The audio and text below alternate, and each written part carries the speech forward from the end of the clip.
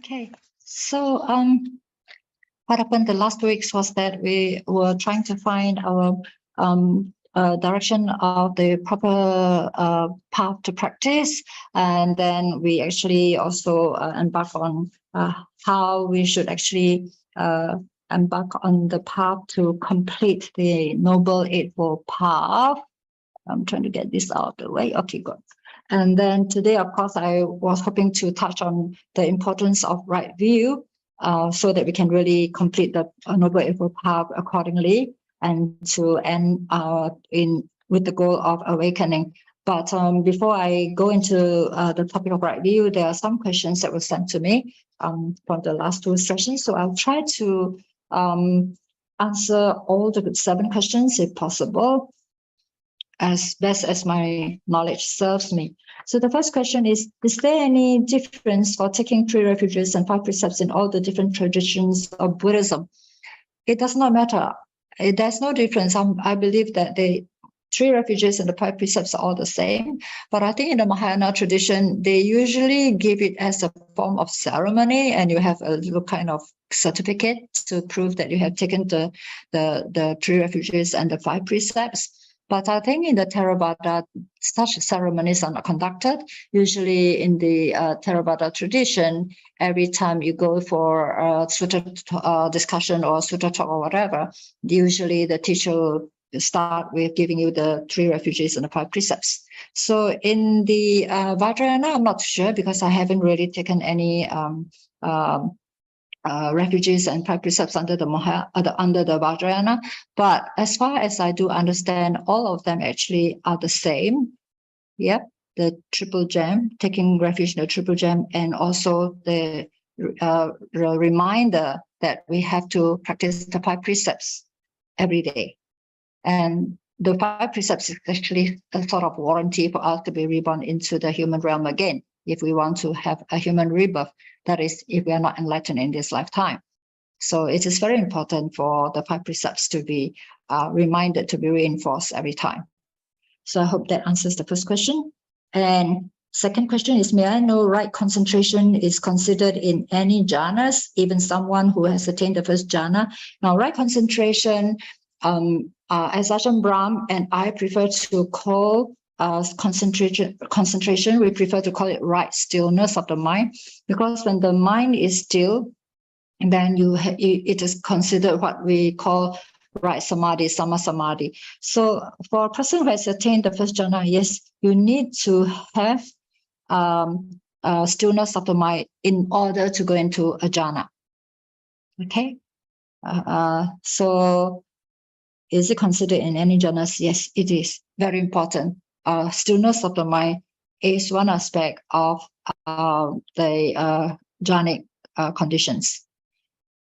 So, Venerable, this is the OOC question. I was actually looking up online what is OOC. So, is out of common or out of character or out of something? Context.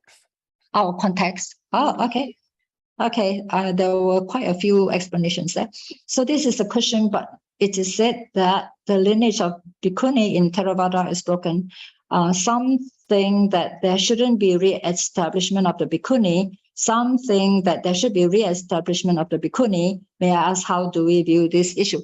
Now, if you really want to learn about the details of this, there are many on the Google. If you go to the BSV YouTube channel, BSV, Buddhist Society of Victoria, we do have some what I call interviews with the nun, who is that, and the lady from Sri Lanka who worked together to re-establish the Bhikkhuni lineage that was broken in Sri Lanka.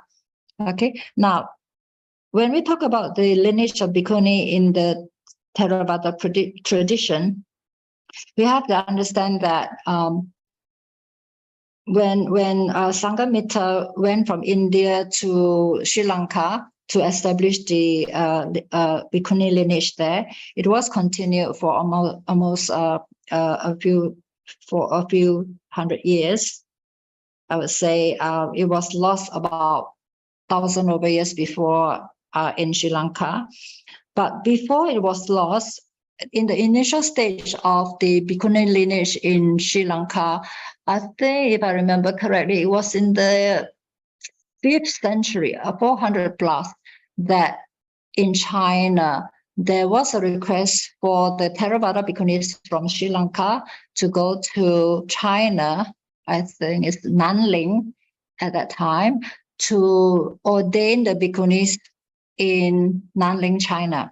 So at that time, they had this dual platform ordination, first with the nuns and then with the monks. So the history of all this can be found online too. There are some researches done online. If you want to read, you can actually go and search for Bhikkhu Bodhi or Bhikkhu Analio and Ajahn Brahm, Ajahn Sujato.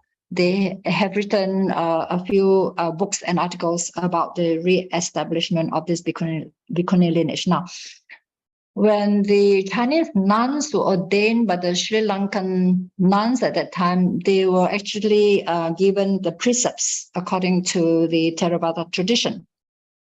And ever since the first ordination of the nuns in China, the lineage was never broken.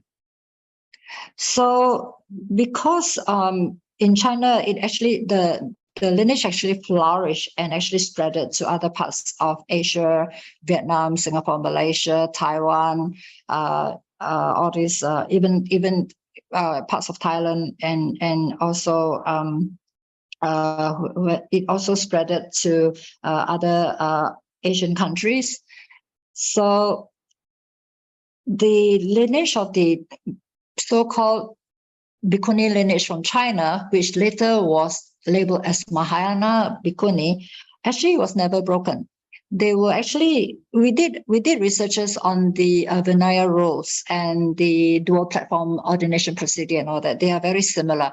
There's just a very slight differences in the Vinaya rules of the Theravada Bhikkhunis between Mahayana and Theravada. So Theravada has 311 rules for Bhikkhunis. Mahayana has 348. Now the difference lies in the small Vinaya rules surrounding the conditions about how one should behave around the stupas. So that is the only difference in the Vinaya rules of the Bhikkhuni lineages from Theravada and Mahayana. So of course, because the nuns in China, they were labeled as Mahayana nuns. Okay, so later on they did take the Bodhisattva vows and all those things that came later on in the lineage. So of course, some people actually think that the nuns in China cannot be considered Theravada, but it all started as Theravada. All right. So there's a lot of arguments over there, but after very in-depth research by these scholars, okay, even Ajahn Brahm and Bhante Sujato, we did a lot of research on whether it is actually still valid to revive the Bhikkhuni lineage in the Theravada tradition, and it all started in Sri Lanka, of course. So there are arguments here and there between even amongst the nuns themselves, especially in the bhikkhus themselves. Yeah, but eventually the conclusion was that it is actually legal to revive the lineage of Bhikkhuni. And it also was started by Venerable Xing Ying Fa Si of Fo-Guang-Shan in 1988. I'm trying to remember all the facts here. In 1988, I think Venerable Xing Ying Fa Si was mentioning that since the Chinese nuns received their first ordination from the Sinhalese nuns, why don't we give back the lineage back to the Sri Lankan nuns from China, from the Mahayana, back to the Sinhalese nuns? So they did a lot of research. And in fact, the nun who actually helped in reviving this lineage in Sri Lanka, she has passed away already. I'm trying to recall her name. Actually, she's actually a professor in a university in Sri Lanka.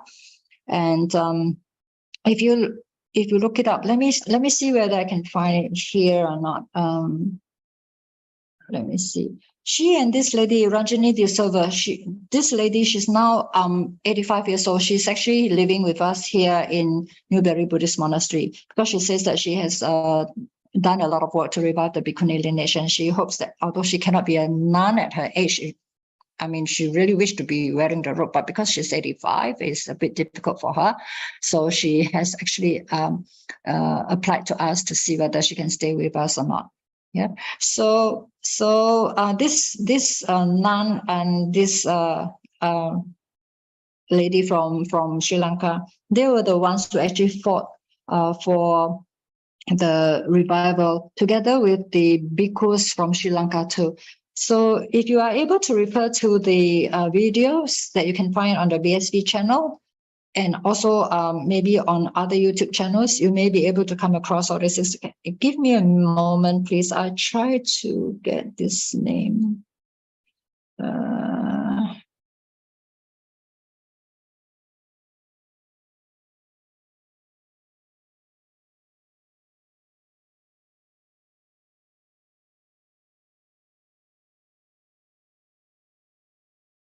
Okay.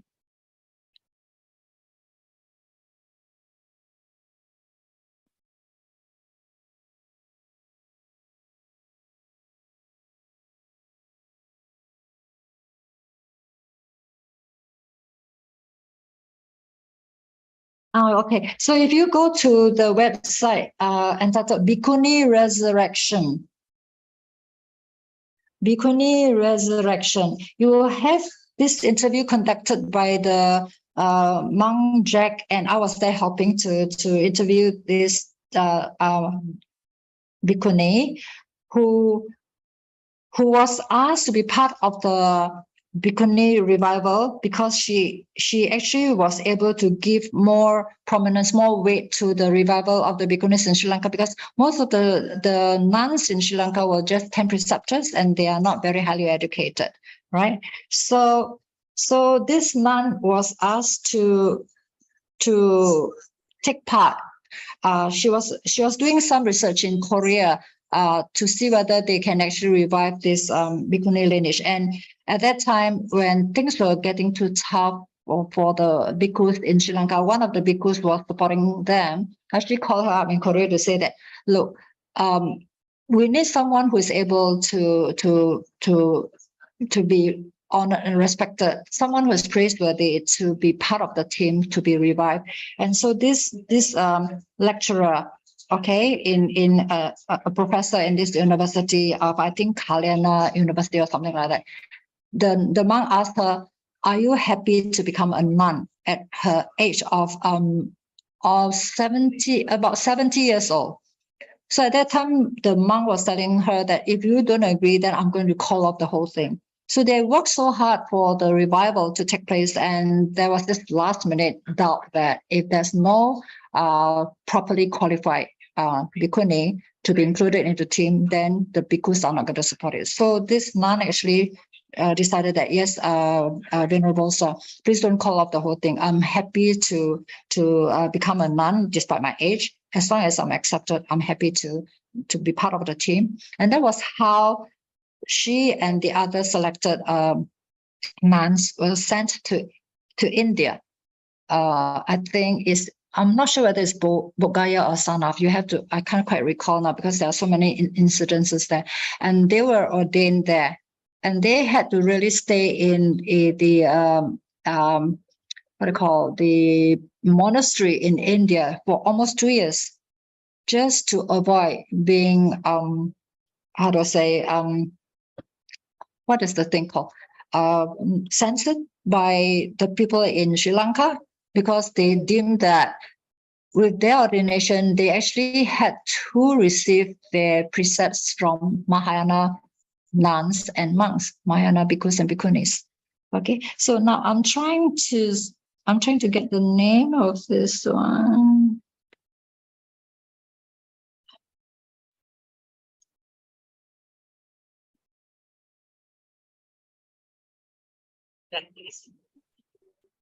Kusuma. Kusuma. Ayya Kusuma. She's the person who became the first nun to be ordained to revive the lineage. But as I was saying, in 1988, the Venerable Singing Pastor actually sent some Sri Lankan nuns to his monastery, Silai Monastery in America, to get ordained. But because those nuns were not very well educated, when they went back to Sri Lanka, they were not accepted. So, but they were still living as bhikkhunis. We heard recently that I think a few of them are still alive. Yeah, living as bhikkhunis, but they were not accepted because at that time it was still a very new topic about the revival of bhikkhunis in Sri Lanka. So this is the reason why the first batch who went to Silai Monastery, where Ayya Khema was also ordained.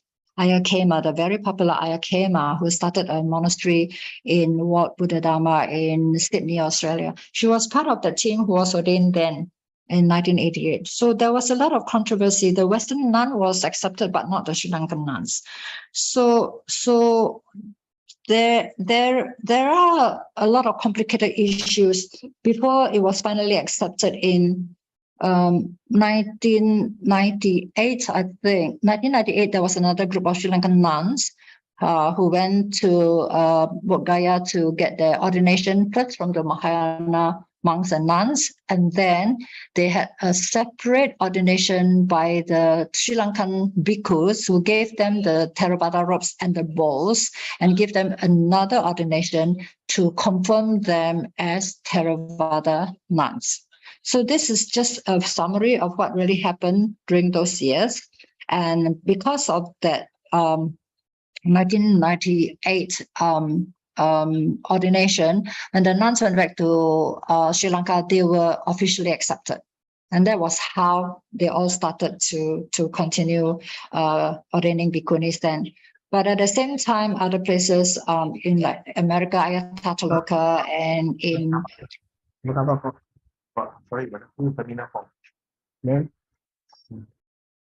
I can't hear. Is there something going on? Yeah, can everyone just unmute yourself?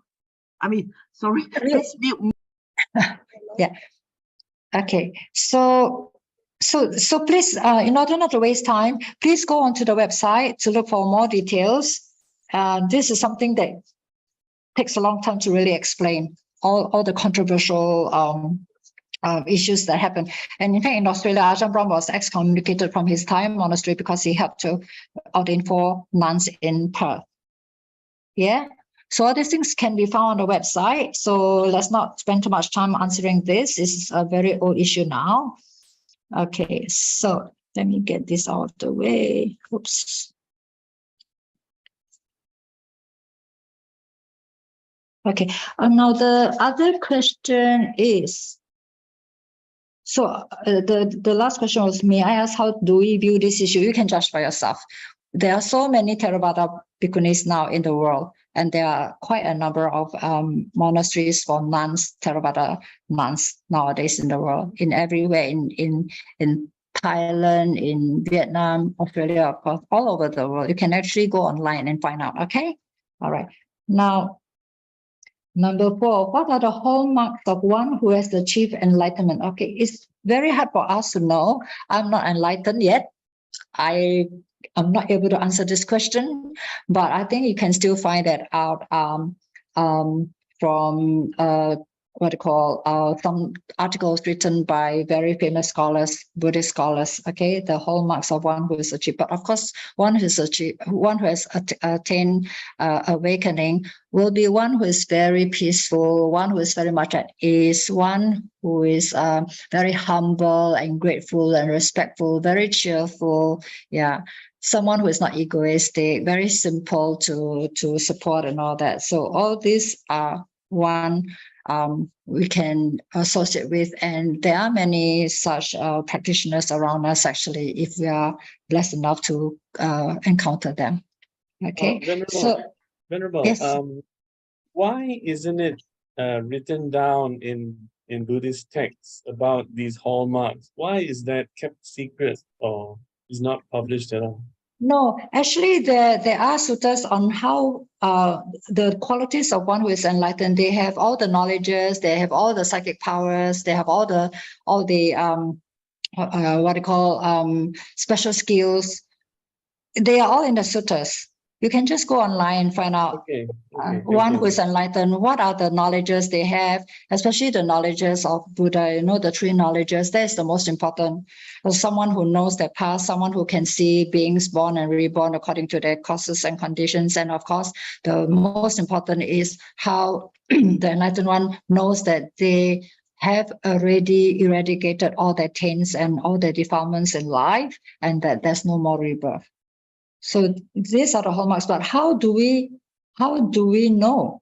We will know. A person who is attained, a person who is awakened will not come and tell you like the Buddha, right? The Buddha says, I'm awakened, but he's a Buddha. Any one of us who are following the teachings of Lord Buddha, especially for us as monastics, even if someone is already highly achieved, they are not going to tell you, I'm already attained, I'm already awakened. It is actually against our Vinaya rules. Yep. Okay. So is that okay with you? Yes, thank you. Thank you very much. Okay. Yeah. So the number 5, may I know what is Buddha's omniscience? Does arahats have omniscience too? Now, omniscience, I believe, is knowing everything.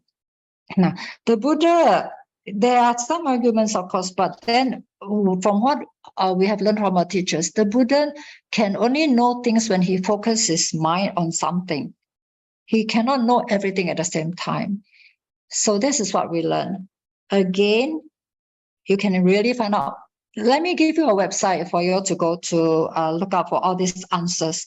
If you go to the website called Access to Insight, ACCESSTOINSIGHT, Access to Insight. You can just type in any topic you want. All the answers are there.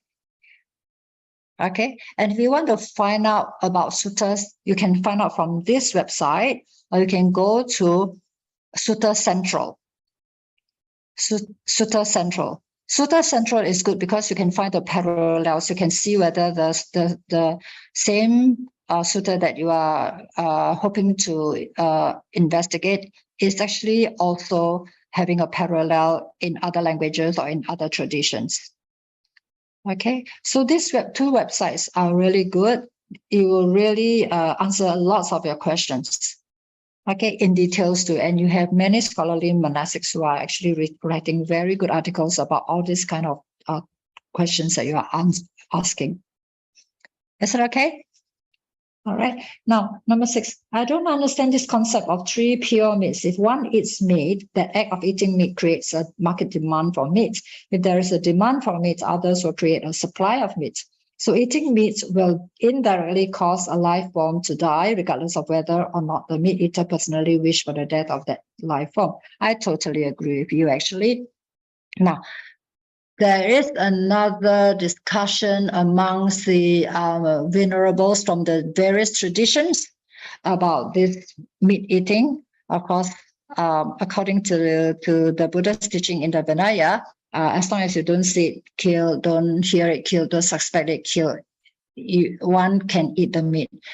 But that is merely to ensure the convenience of the monastics who are going for alms round. Because when we go for alms round, we will not tell the householder that we are going there. Neither will the householder know that the monastics are coming. So that is why the Lord Buddha says that monastics cannot be vegetarian, because Devadatta was trying to ask him to change the diet of all the monastics during the Buddha's time. His cousin Devadatta was requesting that all monastics should become vegetarian. But the Buddha knew that it was not practical, because when you go on alms round, you just eat what is given to you. Yeah. But of course, in the current modern days, we do have monastics who still go on alms round, like in Thailand, Burma, Sri Lanka, all these traditional countries, they do go on alms round. So again, they will also depend on the 3 what you call purified meat. Okay, but for those of us who actually are given food to the monastery, or we have a choice of what to eat, I think the argument there is that, as what this Upasaka has mentioned, that when there's a demand, there will be supply. So I think Bhikkhu Bodhi was also one of those who was interviewed, and he was mentioning that, usually in the supermarket, when we go and buy meat, there will be somebody actually using a counter to see how much meat is needed to supply for the day's sale. So those who totally feel that meat eating is wrong, of course, they will feel that, as long as you are a meat eater, you are actually indirectly causing the death of a being. Okay, this is the argument there. But of course, there's also those who say that, well, we didn't ask them to be killed, so we are not responsible. We are just buying something that is already dead from the shelf. So this is an argument. Again, I will say that it's up to you, the individual, to discern for yourself whether you want to be a meat eater or not. Like in Newbury itself, we have monks and nuns here, and most of us are vegetarian. Once in a while, we get a monastic who is vegan. Okay, now it's up to the individual to decide how far they want to practice on this kindness to animals. Okay, and also we have to understand that even if we are vegetarian, vegetarianism alone doesn't direct us to becoming awakened. It is just part of the process of helping us to have compassion. And to be a vegetarian or to be a vegan, it has to come with right understanding. It's not because of for my good health or whatever, or because the precept says or whatever. You have to understand why we are vegetarians, why we are vegans. And even when we are vegetarian and vegans, we shouldn't be actually condemning those who are not vegetarian or vegans. It's their choice. If we condemn them, we are also generating some unwholesome mindset. Yeah. So then there's discrimination. So practice is actually up to the individual. As our teachers always say, no matter how sick you are, you need to take your own medication. No matter how hungry you are, you still need to take your own food. No one can do it for you. So it depends on the individual to decide whether you want to be a pure vegetarian or a vegan, or accepting things that is given to you, as long as it doesn't entail killing right in front of you, or hearing it being killed, or suspecting that it's being killed for you. Okay, I hope that answers the question. Yes, thank you, Venerable. I appreciate that part about alms giving. That was very, Yeah. Okay. All right. So the seventh question is out of context, Venerable. May I ask if out of body experience during meditation is normal? When one is closing their eyes during meditation and suddenly feels as though they are outside the body. Yes, it is normal. If you're able to have stillness of the mind, but not to the stillness where you are in jhanic stages, all right? It is very common for meditators, even lay people, to go into an out-of-body meditation experience. Okay? Does that satisfy everybody? All right, so these are the 7 questions for tonight. I think I've touched them all. Okay, so now we embark on tonight's topic on the importance of right view. Now, as everybody knows, the Eightfold Path, it all starts with right view, right? If you don't have right view, everything will become wrong. Okay, so I'm just going to refer to 2 suttas, because I like to refer to suttas so that it's not something created by anybody. 2 suttas, let me see where. Okay, here is one of them. Now, there are 2 suttas talking about right views, which is called Samaditthi. And the first one that I'm referring to is found in Majjhima Nikaya number 9. It's actually spoken by Sariputta. And there's another one in Majjhima Nikaya 117, which is spoken by the Lord Buddha. Okay, so I will just briefly introduce what Theravada view, or maybe other tradition view too, as right view. Okay, let me see where the other one is. Okay, here we go. Okay, now there are some teachers who feel that right view, there's only right view that's taught by the Buddha. But then there are also teachers who say that there are two levels of right view taught by the Buddha. So I'm actually trying to refer to the sutta taught by the Buddha to say that indeed it was mentioned that there were two levels of right view taught by the Buddha. Although, as I say, some teachers feel that there's only one kind of right view. Okay, so these are questions that is very commonly asked even by our students or by our devotees who come for Dhamma talks. If I'm able to come to the monastery to listen to Dhamma, am I not having right view? Okay, so according to the Theravada, I'm reading this article. Where is this from? Okay, it's found in Samadhi. The Theravada explanation of right view can be subdivided into, now this is by Bhikkhu Bodhi, okay? He says that, Bhikkhu Bodhi says that right view can be divided into mundane right view and superior or supra-mundane right view. Now, most Mahayana teachers will agree with this explanation that there are two levels of right view, mundane and supramundane. Okay, now what do we mean by mundane right view? Okay, that is a knowledge of the fruits of good behavior, means you understand and accept karma. Yeah, and having this view, you will do things that will bring merit and support a more favorable rebirth of the being in the realm of samsara. So this is called mundane right view. Mundane right view does not lead us to awakening. And supramundane, which is a world transcending kind of right view, okay, it is actually the understanding of the Four Noble Truths which lead to awakening and liberation from rebirth. Okay, so this is associated with understanding the dukkha in the realms of samsara. And according to Bhikkhu Bodhi, of course, this kind of right view comes at the end of the path, not at the beginning.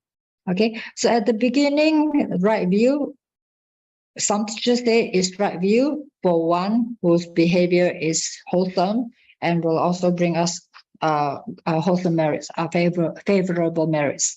And then, according to Bhikkhu Bodhi, the right view that leads us to awakening actually comes at the end of the path, not the beginning.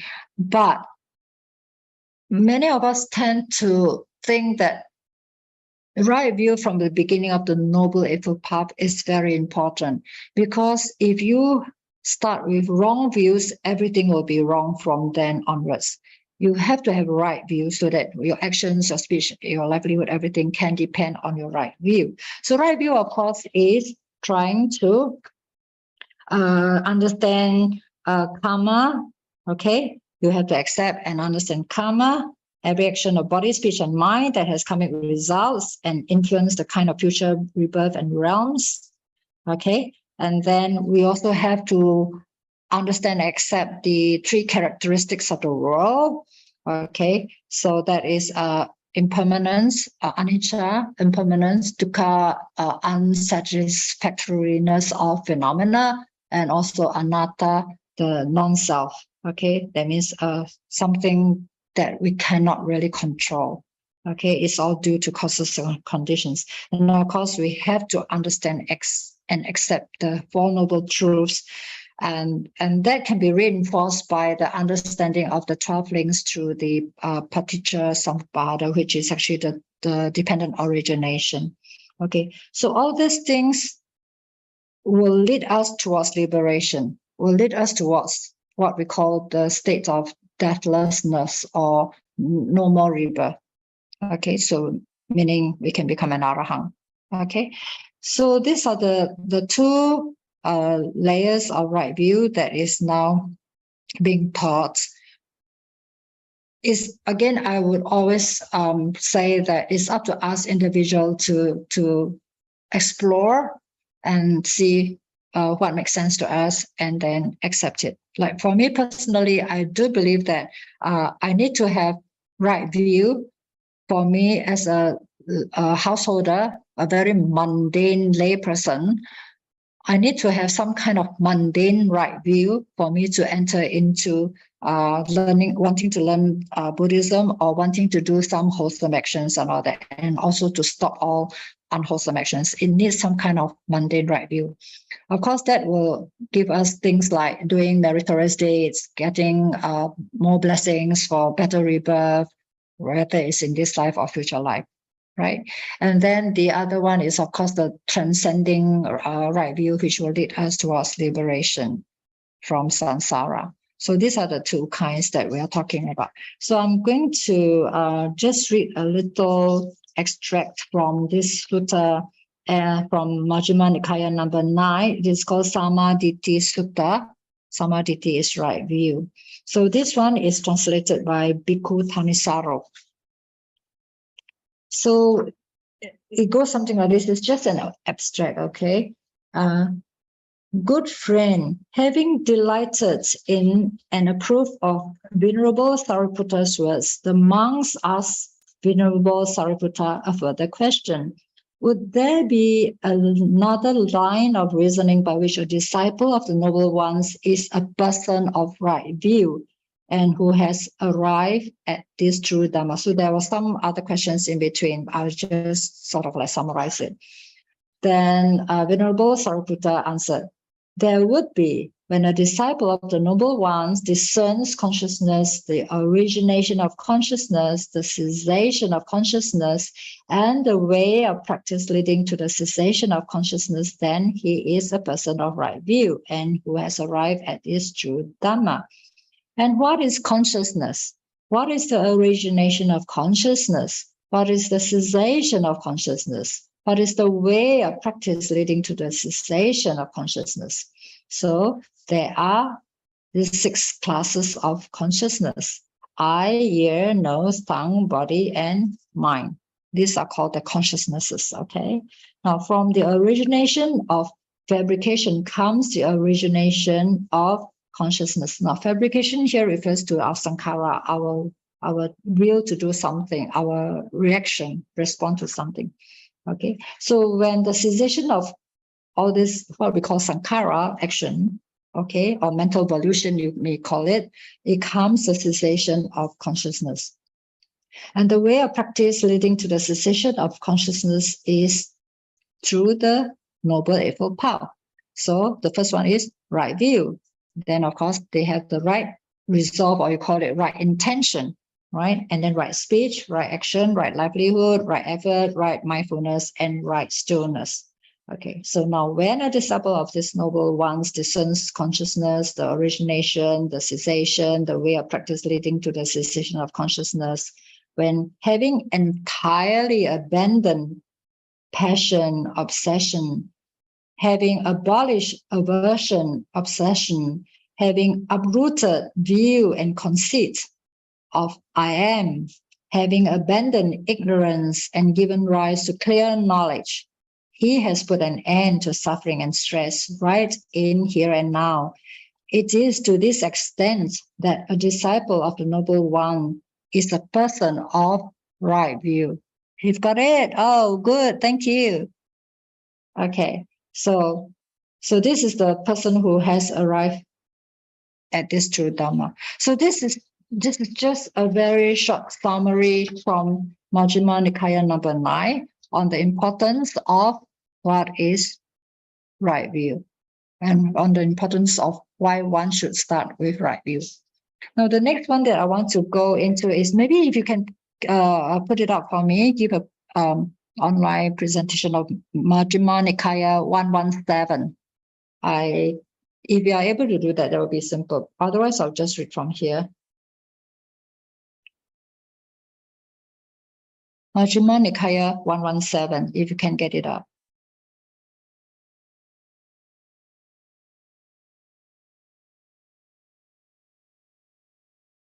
It's called the Chaturisakha Sutta. Yep, the Great 40, correct. All right, so we'll just go through the text here and see whether we need to elaborate on anything, because I think this is quite straightforward. Most of you would be able to understand. So I've heard on one occasion, the Blessed One was staying at Savatthi in Jada's Grove, another Pindikas monastery. There he addressed the monks. Monks, yes, Lord. The monks responded to him. So of course, yes, Lord sounds very Christian, isn't it? So, sometimes you may be surprised to find that some of the scholars of the earlier, suttas, they were actually from the Christian background. Yeah.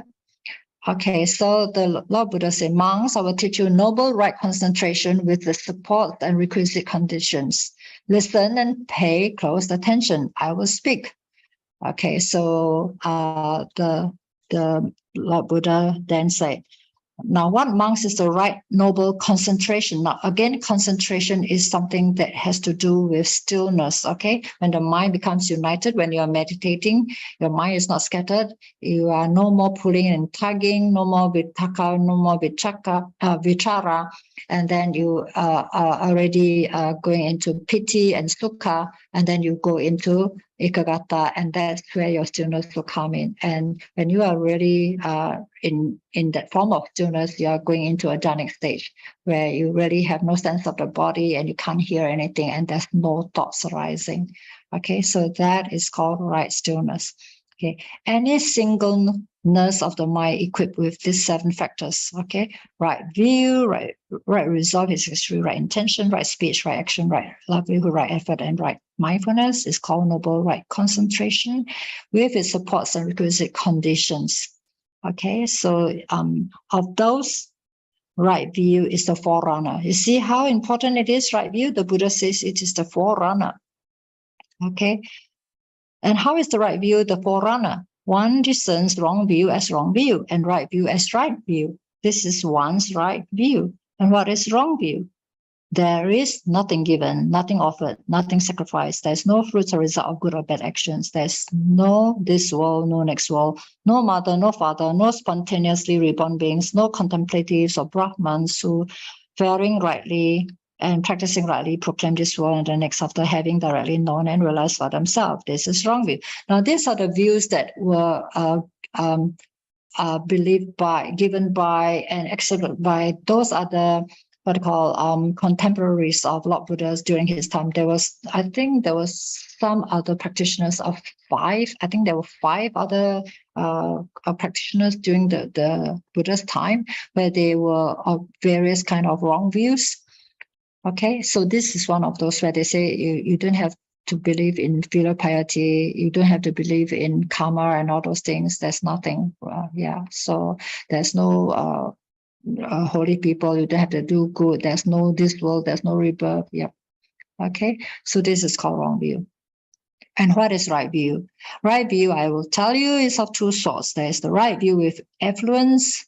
Okay, this is the part which I was referring to just now, where 117 speaks about the 2 right views. So this is actually spoken by the Buddha. There is a right view with affluence, starting with merit, resulting in acquisitions of becoming. That means whatever you do, okay, you still will be reborn.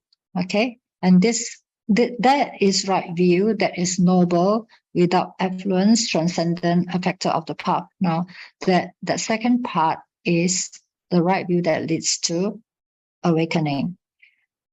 And what is the right view with affluence, starting with merit, resulting in acquisitions? There is what is given, what is offered, and what is sacrificed. So this is all talking about cause and effect, okay? Cause and conditions, and there's always the afterlife, karma, and all that, okay?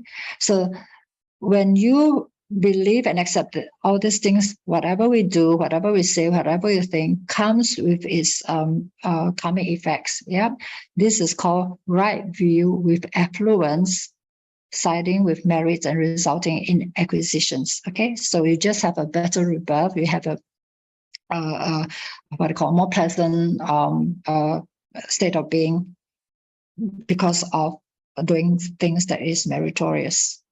All right, so what is the right view? That is noble, without affluence, transcendent, a factor of the path. The discernment, the faculty of discernment, the strength of discernment, analysis of qualities is a factor for awakening the path factor of right view in one developing the noble path, whose mind is noble, whose mind is without affluence, who is fully possessed of the noble path. This is right view that's noble, without affluence, transcendent, a factor of the path. Okay, so this one is actually explaining about the transcendental right view, okay, which is actually the whole of the Noble Eightfold Path, which leads to awakening if we follow it accordingly with wisdom. All right, so one makes an effort for the abandoning of wrong view and for entering into right view. This is one's right effort. One is mindful to abandon wrong view and to enter and remain in right view. This is one's right mindfulness. These three qualities, right view, right efforts, and right mindfulness, right, run and circle around right view. See, so everything comes from right view. Everything comes from right view.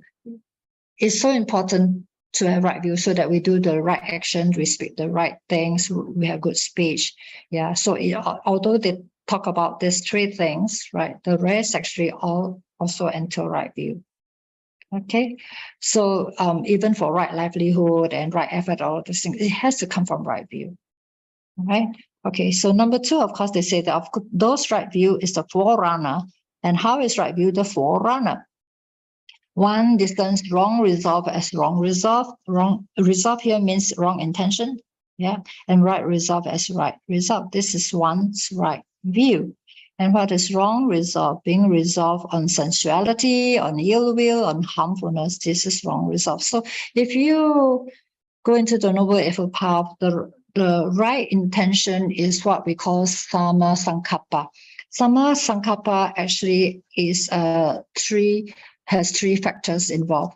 So the intention of the right resolve is actually to be able to renounce, to be harmless, and also to have loving kindness, renunciation, and loving kindness, yeah, and ahimsa, yeah, harmlessness. Okay. All right. So, what is the right resolve with affluence, siding with merit, resulting in acquisitions? Okay. So these are the things, right? The right resolve, the right intention for renunciation, for freedom from ill will. Oh, here it is, and resolve for harmlessness. So this is the right resolve with affluence, siding with merit, resulting in acquisitions. Now, this is what we call the mundane kind of right view.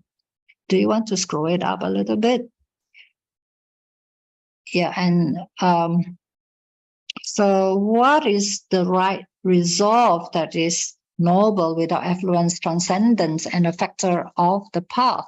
The thinking, directed thinking, resolve, mental fixity, mental transfixion, focus awareness, verbal fabrications in one, developing the noble path, whose mind is noble, whose mind is without affluence, who is fully possessed of the noble path. This is the right resolve that is noble, without affluence, transcendent, a factor of the path. So again, here it is all very clearly explained here. A factor of the path, the thinking, the directed thinking, the mindset, what we have to purify our mind, to abandon all evil, to do all good, and to purify the mind. Okay, so focus on awareness. We have to have mindfulness with clear awareness and verbal fabrications in one, developing the noble path, whose mind is noble. Now, verbal could be internal, what called chatters, or even expressed through speech. So all these things are to be clearly understood and to be practiced, okay, according to the Noble Eightfold Path. Okay, so like what is right speech? The qualities of right speech. All of you have already gone through all those kind of teachings, right? What is right action? What is right efforts? All these are there. So one makes an effort for the abandoning of wrong resolve and for entering right resolve. This is one's right effort. Okay, one is mindful to abandon wrong resolve and enter and remain in the right resolve. This is one's right mindfulness. Again, these three qualities run and circle around the right resolve. So now the Buddha is actually explaining the Eightfold Path accordingly, but it all started with right view. Okay, so are we able to go down so that we don't have to go through the Eightfold Path? Because I'm quite sure all of you have already gone through the Eightfold Path. Can we go to number 4? Let me see. Okay, no, we can skip that because it's all on the Noble Eightfold Path. We can go right to, yeah, you can go up some more because it's still on right livelihood. Okay, here, the last section. Okay, here. Right, okay, this section here, right? Maybe if you can go up a little, can go down a little bit. The one, yeah, okay, here. All right, got it. Thank you so much for this. I'm not good with this. Okay, of those, right view is the forerunner. Again, the Buddha emphasizes, of those, right view is the forerunner. And how is right view the forerunner? In one of the right view, right resolve comes into being, and then is followed by the Noble Eightfold Path. Okay, that whole section comes with the Noble Eightfold Path. So in one of right concentration, which is actually when the mind is still, right knowledge arises. Okay, so that's why the Noble Eightfold Path stops at samadhi. And then with samadhi, then you have vipassana, which is penetrative insight. Okay, so when one is into stillness of the mind, and when we are having that kind of jhanic stages, when the mind is pure and bright and quiet and clear, and if we are able to use that to direct into the teachings of Lord Buddha, then we can actually understand the Lord Buddha's teaching through direct knowledge. Okay, so in one of right knowledge, right release comes into being. So once we have that samadhi, which can help us to give rise to penetrative insight, then we know causes and conditions and all the teachings of the Buddha, which actually in embodies the whole kind of the natural phenomena around us, including we being part of nature. Okay, when we know all these things, then we will be released from abiding, from clinging to being a being. Right. So then the learner is endowed with 8 factors and the Arahant with 10. Okay, learner with 8 factors, the Arahant with 10. The Arahant, I think, the 10 factors, I think, is referring to the 10 factors which he has already abandoned. He's free from all those. Okay, so of those, right view is the forerunner. And how is right view the forerunner? In one of right view, wrong view is abolished. That is just natural. When you have right view, then wrong view is abolished. So it's just that when people ask us, Ayya Upekkha, how do we get rid of defilements? So you just do more good. When you have more time doing more good, putting all your effort in doing more good, then you will definitely reduce the opportunity of doing something that is bad. So when you focus on doing something that's wholesome, the unwholesome doesn't have an opportunity to be attended to. So when we have right view, then of course wrong view will be abandoned. It is just a natural kind of condition. So the many evil, unskillful qualities that come into play with wrong view as their condition are also abolished, right? This is a natural process. While the many skillful qualities that have right view as the condition go to the culmination of their development. In one of the right resolve, wrong resolve is abolished. In one of right speech, wrong speech is abolished. In one of right action, wrong action is abolished. In one of right livelihood, wrong livelihood is abolished. In one of right effort, wrong effort is abolished. So in one of right mindfulness, wrong mindfulness is abolished. In one of right stillness, wrong stillness is abolished.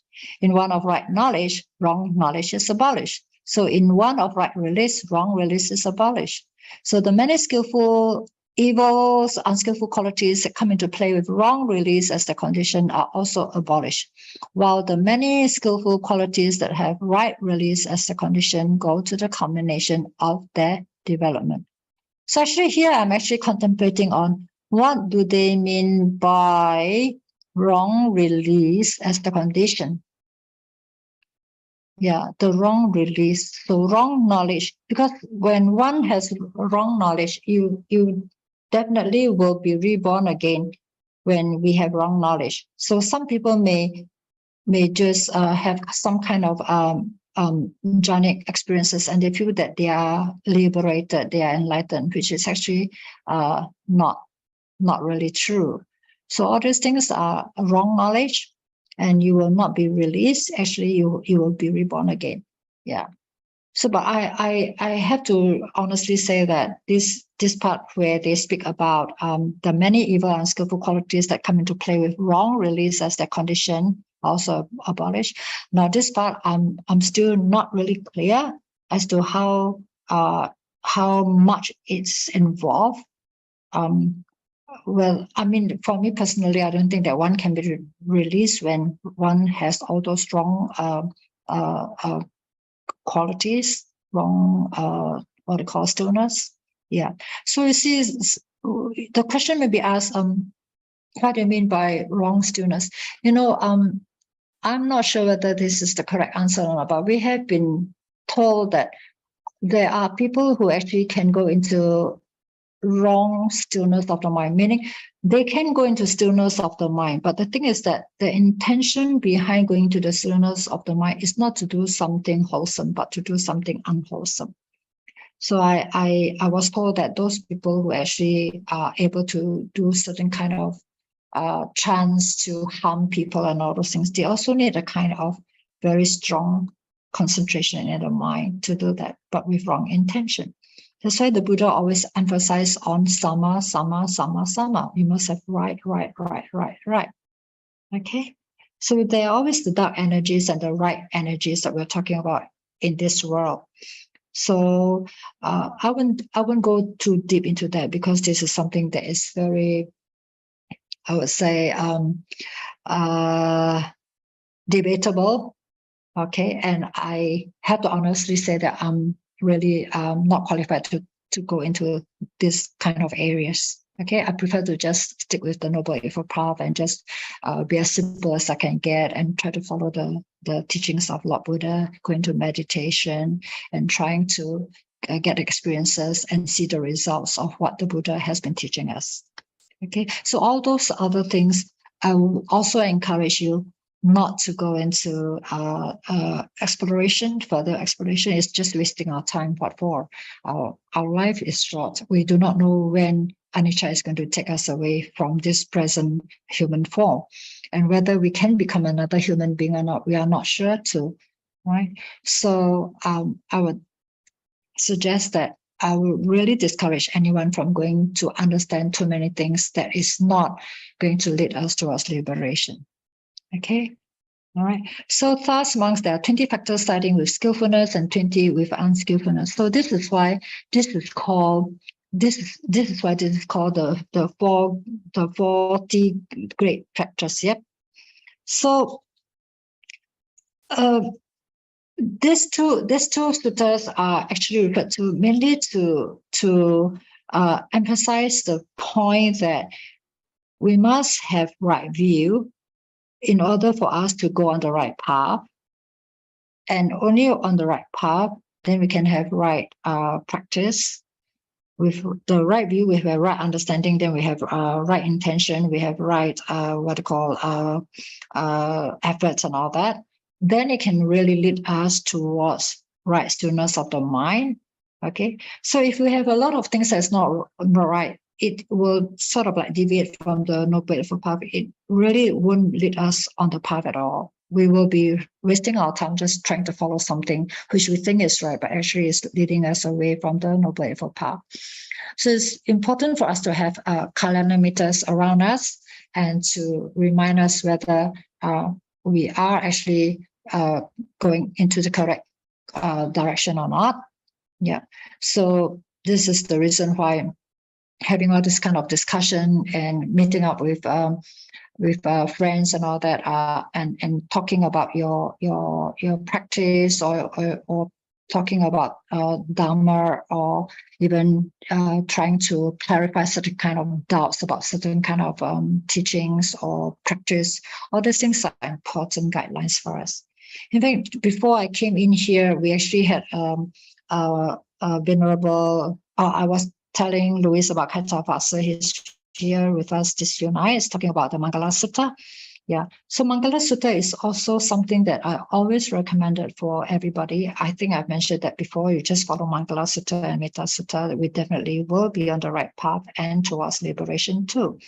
So the Mangala Sutta is actually something that is very, very useful for not only monastics, but for lay people, especially before we become a monastic. And for those who cannot become a monastic, right, due to certain reasons, you may not be able to become a monastic.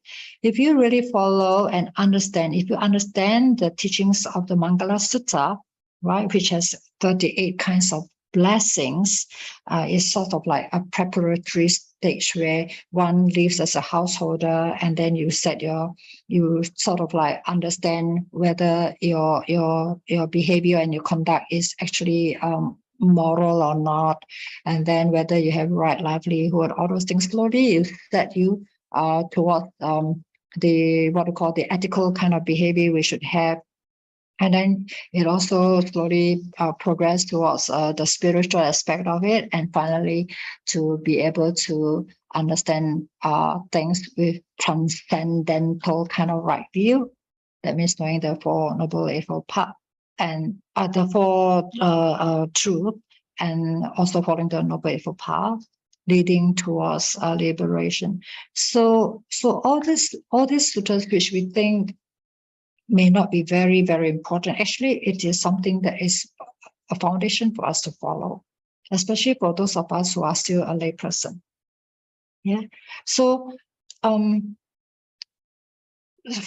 tonight, I just want to touch on having right, the importance of having right view.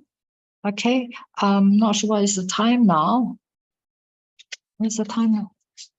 8:45. Okay, so we have about 15 minutes more. I'm not sure whether you have any questions to ask on right view. It's very straightforward in these two extracts of sutta that I've been referring to. But it may seem straightforward. When it comes to application of it, it may not be very straightforward. There are a lot of things that we do not know where to draw the lines. Yeah. Okay, for instance, we were talking about as a householder, okay, the Mangala Sutta says that we need to have a proper locality that is conducive to us, and which can set us on the right course, which can give us the opportunity to do meritorious deeds and all those things. So one of the listeners actually were asking, in some areas, we don't really have a choice. When the government says you go there, you go there. Whether it's suitable or not, you still need to accept. You have no choice. So what do you do with that? Right? The sutta says that it's best to have a suitable locality. Right? It's just that for us monastics, the Buddha says that in a monastery, you should not be too far away, and you should also not be too near to the city. You should not be entangled too easy for people to come, but also not too difficult for people to come, right? And for monastics, the Buddha is always encouraging us to go into seclusion, to go in, to sit under the tree and in an open field or in the cave or something like that, very secluded areas. Right?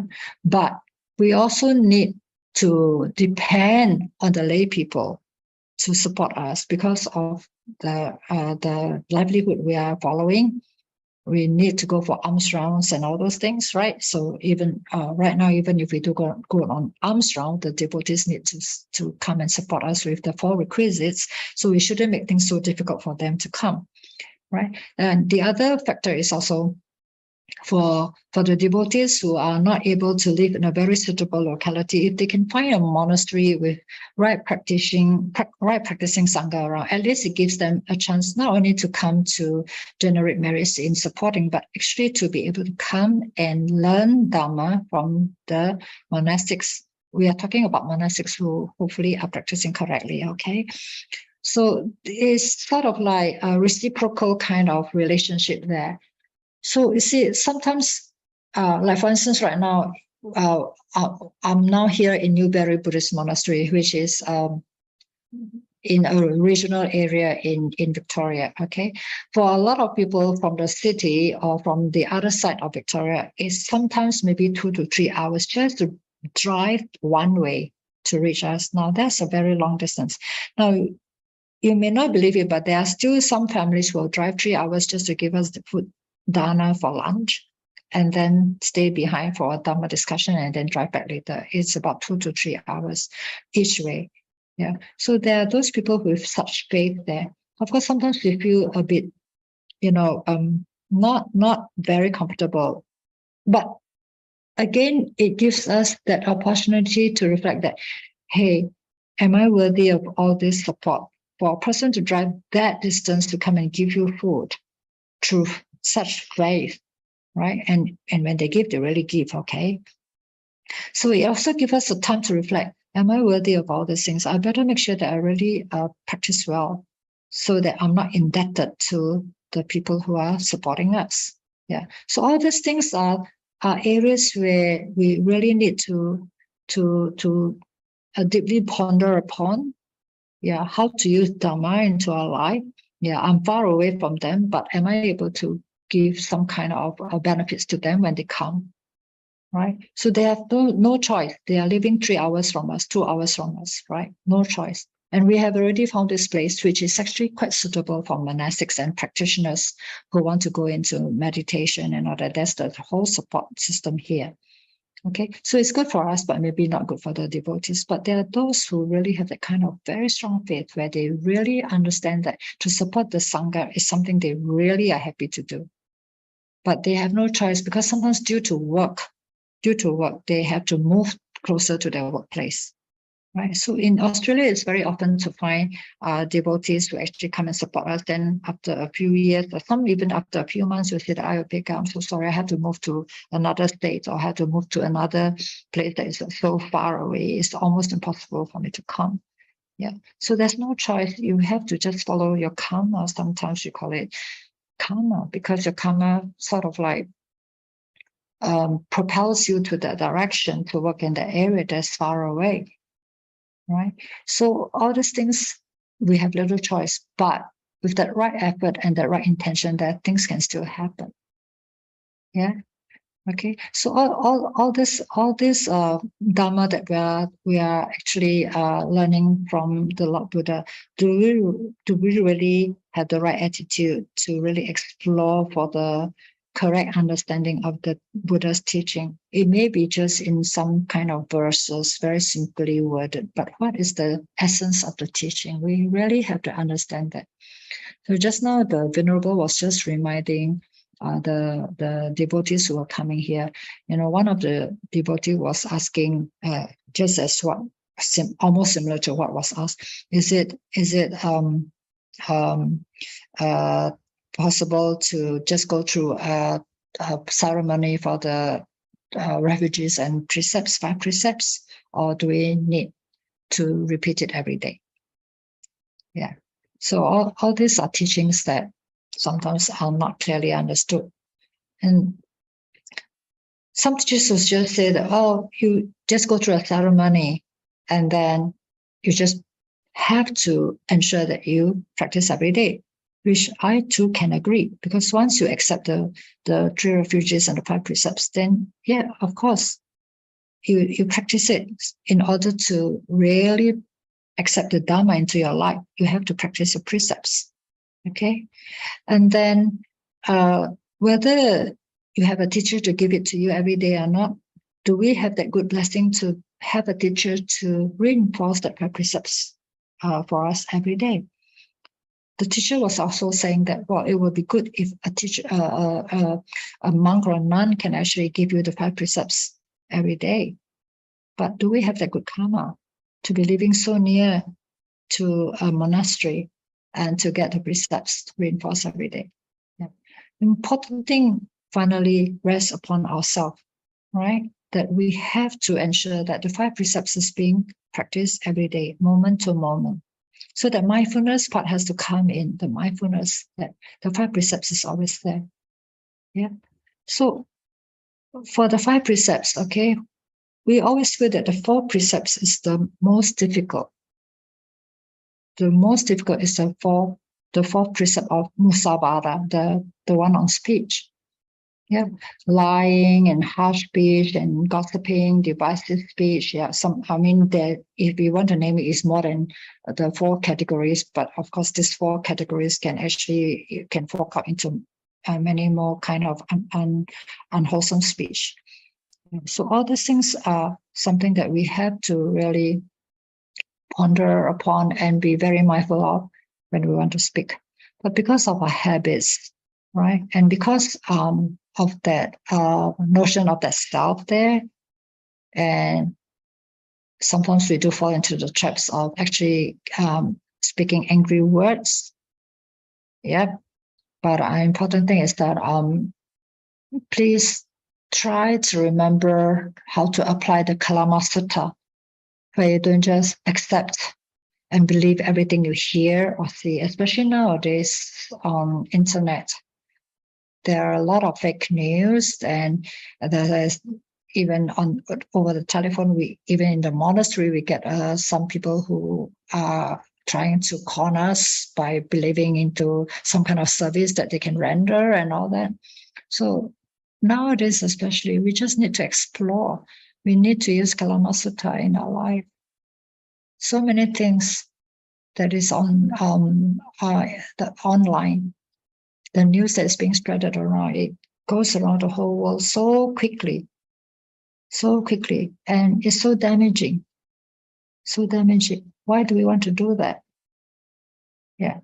So all these things are Dhamma in action, right?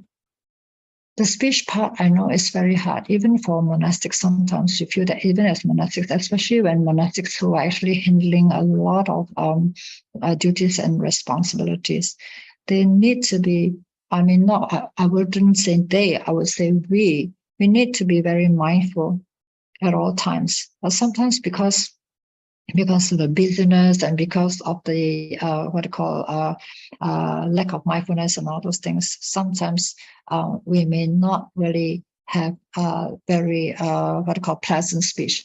I would say that most monastics and most practitioners will not intentionally tell a lie.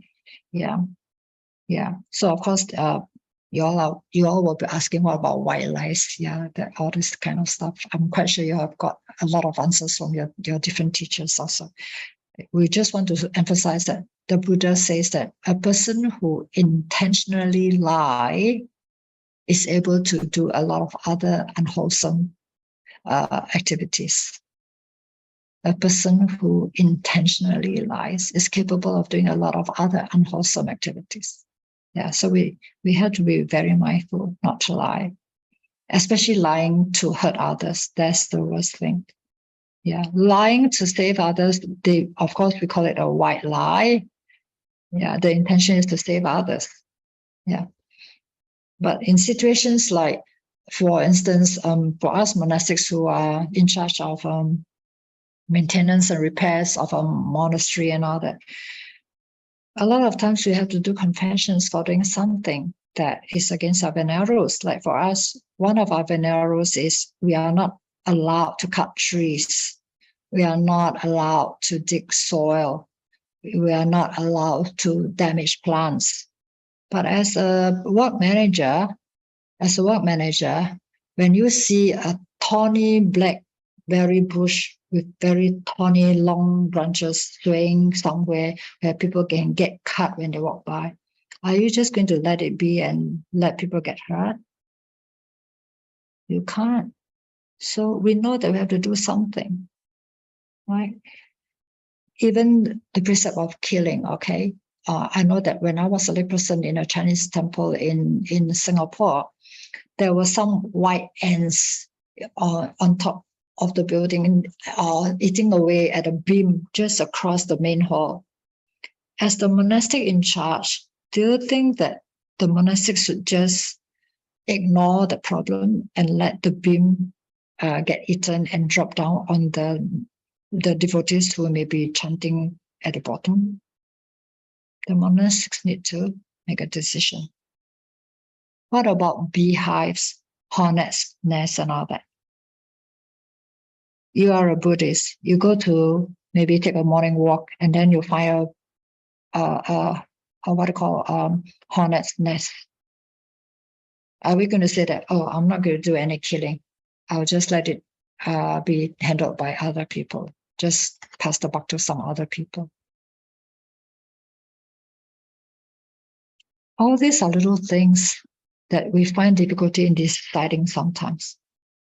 So for me personally, what do? I am a monastic. I may be faced with those kind of similar situations, right? Okay, especially hornets and what I call termites, all these things, all these termites. Just now I may have spoken wrongly. Is the termites eating the beam or not? So all these things are decisions that we have to make. We know that killing will bring about its karma because it's really intentional killing. But on the other hand, we are trying to save human lives, right? So we have to weigh the pros and cons. Now, again, we talk about compassion. We have to have compassion and kindness for all beings, right? But what if you're living with someone who is really causing you a lot of conflicts in your community or in your family? What do you do? Who should you have compassion towards? The one person who is causing a lot of conflicts, or the whole community who is suffering from that one person? These are things that we're faced with a lot of times. Maybe in your workplace, maybe in your own family, even in our monastery, we face all these things too. So when our teachers say, oh, be kind to the person, be kind to the person. So we will ask, we can be kind to the person, but what about those other persons who are suffering from that one person? How do we be kind to both sides? So these are little situations that we have to face sometimes. And you, who is maybe the most senior or whatever, in charge or whatever, you have to make a decision. But the important thing is that we don't harm another person. We don't harm other beings. But when it comes to termites and bees and hornets and all those things, the decision needs to be made, and that is really intentional killing. So usually what does our teacher teach us to do? We will just go to the area where the nest is or where the insects are, bees or termites or whatever. We just speak to them to tell them that, look, we really don't want to kill you, but you are really posing a danger to human beings who are coming in and out of this building. We really need to get the exterminator here. So please, if you can, please move house to another place which is safe for you.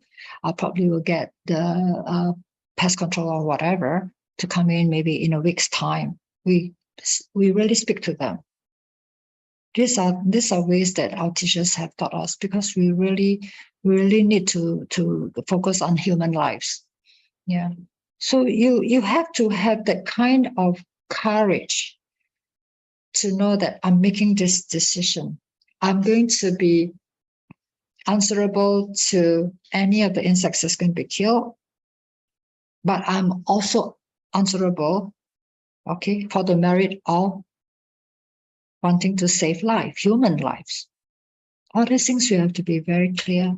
So Dhamma applied into our daily life sometimes can be a little bit difficult, where to draw the line. Yeah. So we have to know our intention. Now today, again, during lunchtime, some people were talking about euthanasia and all that. So there was this nun, a nurse who came in to ask, what do you all think? about euthanasia, helping people to die. Yeah. As monastics, we cannot encourage death. It's our very severe parajika offenses. We cannot talk about destroying the life of another person, human life. We cannot encourage all these things. We can't. So never go to a monastic to say, hi, Venerable, or I have to make a decision. Should I put a plug on my mom or dad? The doctor say that they will never live. They're just going to be like a vegetable lying on the bed, and all these things. So when people come to us like that, we really tell them we are not able to make a decision for you. It's up to you to talk to your doctor and your family members. But at the end of the day, you must really ask yourself, do you really want your family member to be taken off the support system because of your, I would say, unwillingness to continue supporting him or her? Or is it really because that person is really, really, really suffering and you don't want to see the suffering? Yeah. So these are things that we are often faced with. As monastics, we can't give you an answer.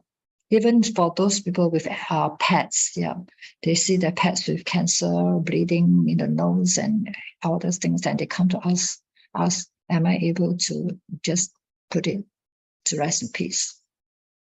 Yeah. For monastics, most of us will not tell you yes or no. You have to get your own answer, because we will never encourage you to kill. We will never encourage you to kill. Yeah, especially when it's a human life. It's a very strong offense for any monastic to encourage killing or taking the life.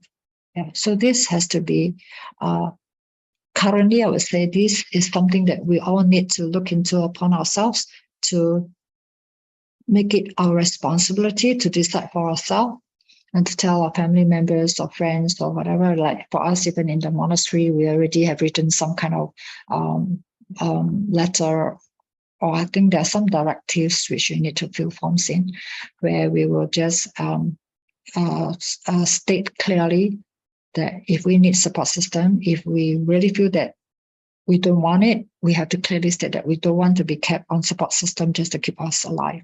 So it doesn't fall on the shoulders of family members or the people, especially the Sangha who is around us, to have to make that decision. So in the past, there was no such thing. In the past, people don't write wills. People actually are not assisted by the government to do this kind of what they call directives, where you leave words for your family members or people you live with, how to take care of you when you are in a coma or where you are like a vegetable and all those things. People didn't do that in the past, but now we have that choice. We should make that decision right now so that it doesn't fall upon the shoulder of other people in the future. It's a very tough decision. We have this Upasika who actually felt so guilty after so many years, because when she saw I think it was the mother-in-law who was actually suffering in so much pain due to a sickness. So, and she was also on support system. So in order to end the suffering of the mother-in-law, the family members actually asked her to ask the doctor to remove the support system. But after the mother-in-law passed away, the family members some of them start to point fingers at her to say that she's responsible for the death of the mother-in-law. She felt so guilty for so many years until she came to speak to us. Yeah, she was really crying. She said that she never had any peaceful moments because she was always so remorseful to have actually taken the mother-in-law away from the support system. Yeah, so guilty. She never had peace of mind.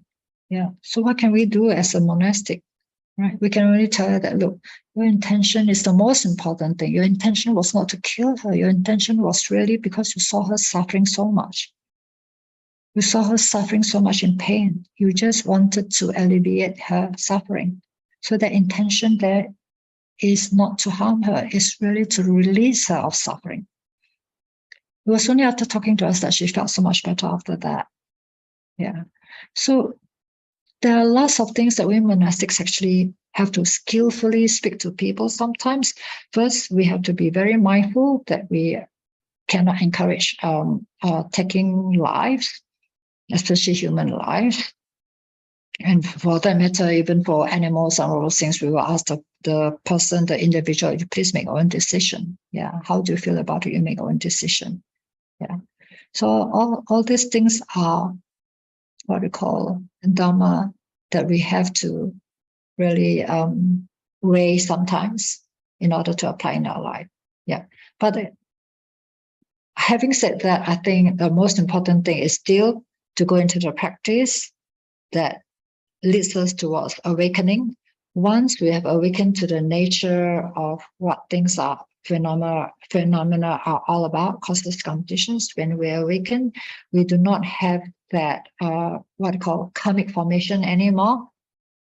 Yeah, whatever we do has no more karma results. Once we are liberated, there's no more cause for coming back. So the things that we do is just like the Buddha and the Arahants. When they became enlightened as Buddha or Arahants, their body is still alive. They are still doing a lot of work, isn't it? But of course, as I say, I'm not there yet. I don't know how it works, but according to the teachings, okay, once you're an Arahant or a Buddha, whatever action you do, there's no karma there. So I can only attribute it to the realization of non-self, of emptiness.